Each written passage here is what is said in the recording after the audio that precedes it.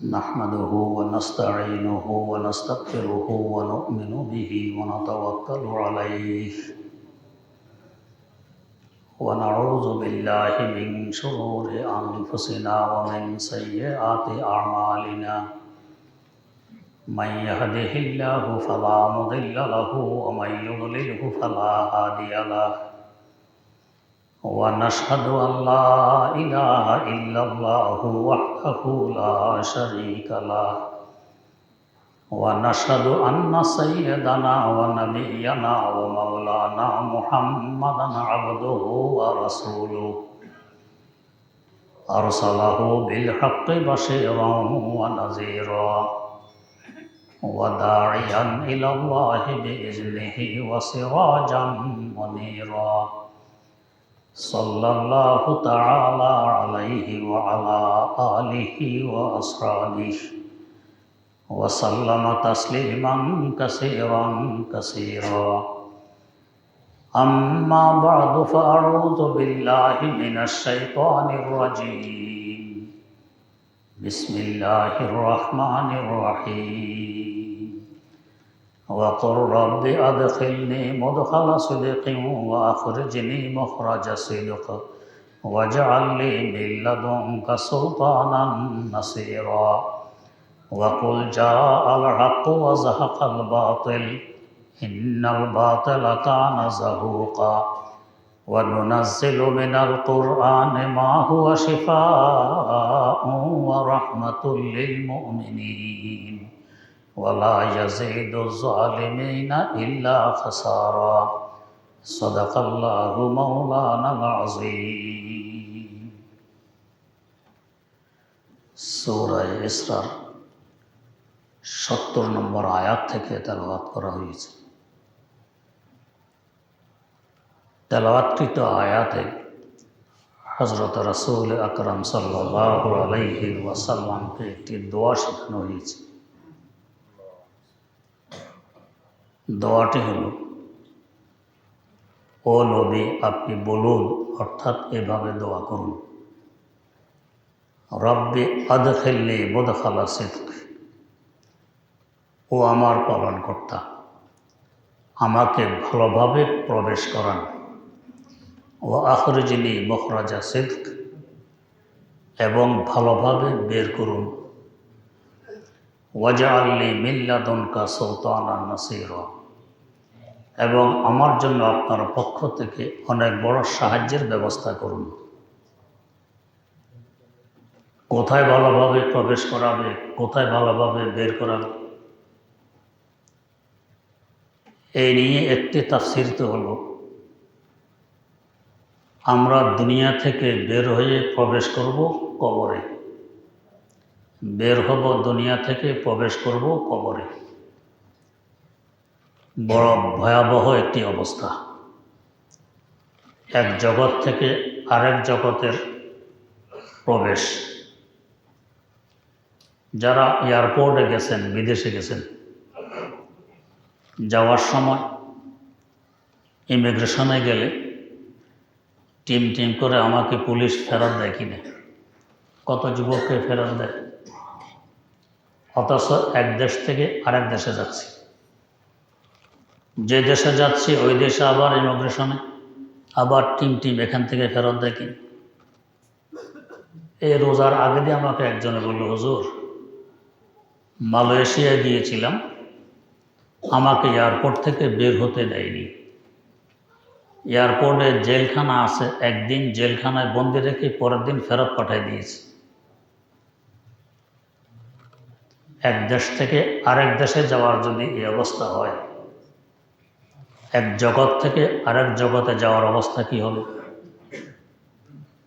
তাও এক দেশ থেকে আরেক দেশে যদি যেতে না পারলাম, আমাকে আমার নিজের দেশে পাঠিয়ে দিবে, আমার আশ্রয়স্থল আছে। কিন্তু কবর জগতের অবস্থা যদি ভয়াবহ হয়, ফেরত আসার কি আর সুযোগ আছে? কোনো সুযোগ নেই। অবস্থা যেমনই হোক আমাকে ওই জগতেই পৌঁছতে হবে। তাহলে দোয়াটি কত গুরুত্বপূর্ণ। রব্বি আদখিলনি মুখরাজা সিদক, আল্লাহ আমাকে কবর জগতে ভালোভাবে প্রবেশ করান। তো এমন একটি জগৎ, হযরত ওসমান গনি রাদিয়াল্লাহু তাআলা আনহু কবরের পাশ দিয়ে যেতে চেহারার রং পরিবর্তন হয়ে যেত, লাল হয়ে যেত। বলতো যে আখিরাতের প্রথম ঘাঁটি, এই ঘাঁটিতে যদি কেউ ধরা পড়ে আর নিস্তার নেই। আর এই ঘাটে যদি সে পার হতে পারে, সামনের সকল ঘাটি তার জন্য সহজ হয়ে যাবে। মারা যাওয়ার আগে একটি সময় আসে, যে সময়কে বলা হয় হালাতে ইনকিশাফে হাকিকত, বাস্তব প্রকাশ হওয়ার অবস্থা। আবার এই অবস্থাকে হাদিসের ভাষায় বলা হয় হালাতে বাস, বলা হয় হালাতে ইয়াস, নিরাশ হওয়ার অবস্থা। এই অবস্থা যখন শুরু হয়, প্রত্যেকেরই হবে, মুমিনেরও হয়, কাফেরও হয়। তখন যদি কেউ তওবা করে কিংবা ঈমান আনয়ন করে, এই তওবা কবুল হয় না, এই ঈমান গ্রহণযোগ্যতা লাভ করে না। তওবার দরজা বন্ধ হয়ে যায়, ঈমানের দুয়ার বন্ধ হয়ে যায়। কারণ তখন সে তার ভবিষ্যৎ জীবনটা দেখতে পায়। যদি খোদা না করুক কোনো বেঈমান মুরতাদ নাস্তিক বিদায় নিতে আরম্ভ করে, সে তখন দেখে আযাব ও গজবের ফেরেশতা বিকট হাইকল নিয়ে, ভয়াবহ সুরত নিয়ে আসতেছে তাকে নিয়ে যাওয়ার জন্য। জাহান্নামের লেলিহান আগুন যেন এখনই তাকে ঘিরে ফেলতেছে। বিষাক্ত পাহাড়ের মতো বড় বড় সাপ বিচ্ছু তার দিকে যেন ধেয়ে আসতেছে, সেগুলো সব দেখে। এখন ঈমান আনলে কবুল হয় না কেন? ইউমিনুনা বিল গায়ব, ঈমান আনতে হয় না দেখা অবস্থায়। এখন তো সে দেখতেছে এই ঈমান কাজে আসবে না, এখন তওবা করলে তওবা কবুল হবে না।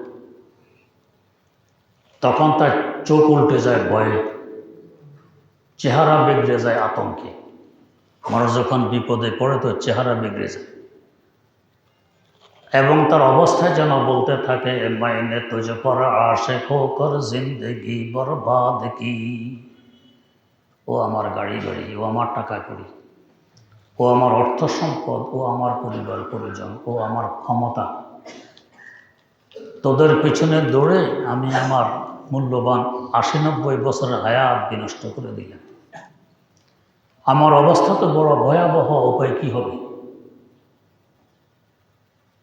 তার অর্থ সম্পদ, গাড়ি বাড়ি, তার ক্ষমতা থেকে যেন জবাব চলে আসবে, খুদ ফাঁসা ফান্দা মে বুলবুল ক্যা খাতা সাইয়াদ কি। ও কপাল পোড়া, আল্লাহ পাক বিবেক বুদ্ধি দিয়ে তোকে পাঠিয়েছিলেন এই জগতে।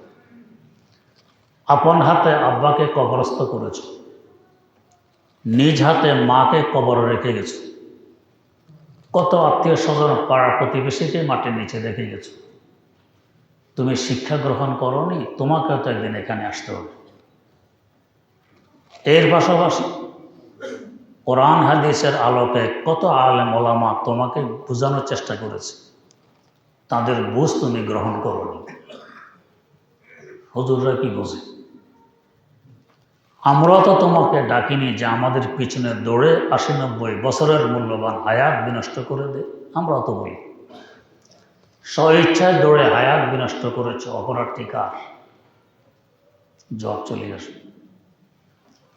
এই সময় যদি হযরত আজরাইল আলাইহিস সালামকে বলে যে একটু অপেক্ষা করুন, এতদিন বুঝিনি, এখন তো বুঝে এসে গেছে, আমি আমার জবানকে একটি নাড়া দিয়ে পড়ে নেই লা ইলাহা ইল্লাল্লাহু মুহাম্মাদুর রাসূলুল্লাহ, সময়কে আমাকে দেয়া হবে। তো ইজা জা আজালুহুম লা ইস্তাখিরুনা সাআতাম ওয়া লা ইস্তাকদিমুন, সামান্যতম সময়ও দেয়া হবে না, নির্ধারিত সময় আমাকে বিদায় করে দেয়া হবে। তাহলে জগৎ থেকে বের হওয়া আমার জন্য সুন্দর হল না অসুন্দর?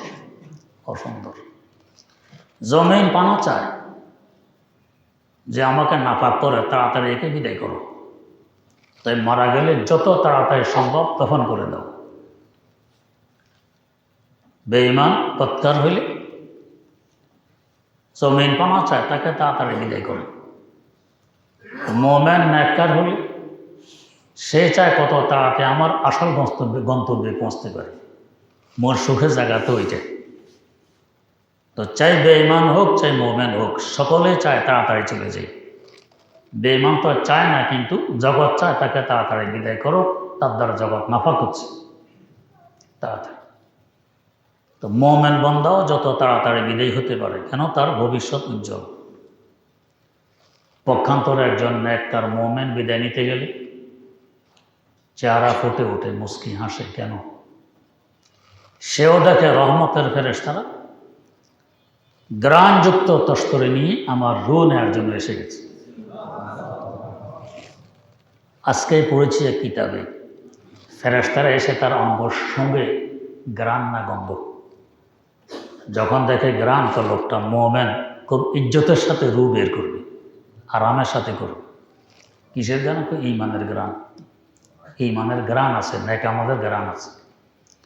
রোজার ফজিলত শুনেছেন না? লা খালুফু ফামিস সাইমি আতিয়াবু ইনদাল্লাহি মিনাল মিস্ক। রোজাদারের মুখের গন্ধ আমার আল্লাহর কাছে মেশক আমল থেকেও বেশি সুগ্রাণ। আমলের গ্রাণ, ঈমানের গ্রাণ কি পরিমাণ হবে? তো তার অঙ্গ থেকে খুশবু বেরিয়ে আসবে, ফেরেশতারা বুঝবে এটা মুমিন। এহতেরামের সাথে তার রূহ বের করতে হবে। আর যদি শোঁগার পর দেখে দুর্গন্ধ, এটা তো মোমেন নয়। মোমেন নয়, ইজ্জত এহতেরামের দরকার নেই, কোনো রকম বের করে নাও। আল্লাহ, তো এই মোমেন দেখবে রহমতের ফেরেশতা এসে গেছেন আমার রূহ নেওয়ার জন্য। নিয়ে রাখবে কোথায়? ইল্লিয়িনে, বেহেশতের একটি জায়গা। ভবিষ্যৎ দেখতেছে সোনা রূপার ইটের তৈরি অট্টালিকা আমার অপেক্ষায় আছে। হাজার নয়, লাখ নয়, লক্ষ কোটি মাইল ব্যাপী ফুল ফুলের বাগান, বাতাসের সাথে দোল খাচ্ছে, এগুলি সব আমার। দুধের নদী কলকল করে বয়ে চলছে আমার জন্য, মধুর নহর বয়ে চলছে আমার জন্য, শরবতের দরিয়া বয়ে চলছে আমার জন্য, স্বচ্ছ স্বাস্থ্যের জন্য হিতকর মিষ্টি পানি কলকল করে বয়ে চলছে আমার জন্য। হুর ও গালমান আমার সেবার অপেক্ষায় অপেক্ষমান। বলুন তো এই অবস্থা দেখলে মন কি চাবে? কত তাড়াতাড়ি ওখানে পৌঁছতে পারি। এখন আমার কিসের ঘর বাড়ি, কিসের গাড়ি বাড়ি, কিসের পরিবার পরিজন, আমি তো অপেক্ষায় আছি কত তাড়াতাড়ি যেতে পারি। হাসতে হাসতে সে বিদায় নিয়ে যাবে। নিশানে মর্দে মোমেন বা তবুয়াম চমর আয়াত তাবাসসুম বরলবে উস। মোমেন বান্দার নিদর্শন, মৃত্যুকালে মুস্কি হাসবে, চেহারা ফুটে উঠবে। একটু পর পর কাফনের কাপড় খুলে চেহারার দিকে তাকাইলে দেখা যাবে চেহারা আরো উজ্জ্বল। ভবিষ্যৎ যখন মানুষ দেখে উজ্জ্বল, তো চেহারা ফুটে উঠে। আর বেঈমানের চেহারা খুলে দেখলে আরো ভয়ঙ্কর, আরো বিগড়ে গেছে। মানুষের ভবিষ্যৎ অন্ধকার থাকলে, টেনশন বাড়লে চেহারা বিগড়ে যায়। তো এই দোয়া করতে হয়, রব্বি আদখিলনি মুদখালা সিদক। আল্লাহ, কবর জগতে সুন্দরভাবে আমাকে প্রবেশ করার ব্যবস্থা করে দেন। ওয়া আখরিজনি মুখরাজা সিদক। দুনিয়া থেকে সুন্দরভাবে বের হওয়ার ব্যবস্থা করে দেন। আমার প্রবেশও যাতে সুন্দর হয়, আমার বের হওয়া যাতে সুন্দর হয়। ওয়াজআলনি মিন লাদুনকা সুলতানান নাসিরা। কদমে কদমে আপনার সাহায্যের আমি মুখাপেক্ষী। আল্লাহ, আপনার সাহায্যের ব্যবস্থা করে দেন, ভালো সাহায্য। এ সাহায্য আমার শামিল হাল হলে কোথাও আমাকে বিপদে পড়তে হবে না। এই আয়াতের আরও তাফসীর আছে, আল্লাহ পাক তৌফিক দিলে ইনশাআল্লাহ সামনের মজলিসে হবে। আল্লাহ রাব্বুল আলামিন আমাদের বের হওয়াকেও সুন্দর করে দেন, প্রবেশ করাকেও সুন্দর করে দেন।